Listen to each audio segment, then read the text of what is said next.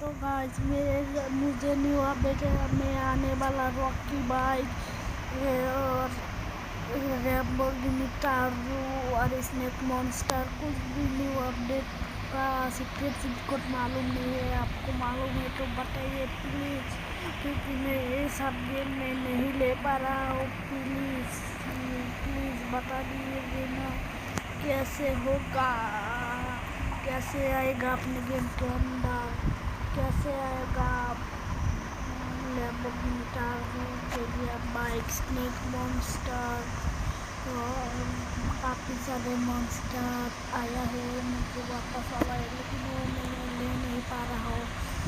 देखिए मैं कुछ भी नहीं ले पा रहा हूँ। मैं आपको सीट कोट में भी दिखा देता हूँ। मैं उसमें नहीं जानता हूँ, कुछ नहीं जानता हूँ। देखिए 1 टाइप का नहीं आया, 2 टाइप का नहीं आया, 3 टाइप का नहीं है, 4 टाइप का नहीं आया, 5 टाइप का नहीं आया, 6 टाइप का नहीं आया, 7 टाइप का नहीं आया, 8 टाइप का नहीं आया, 9 टाइप का नहीं है। आप देखो आप 0 टाइप के, अरे इससे तो गैस पेन काटता है। इससे क्या काम, इससे RPG से नहीं AK-47 से करूँगा। ये ओ बारी 80 से कट रहे है। ओ 80 है, 80 है, बुरा नहीं है। देखो कैसे करती है वो, ऐसे करती है।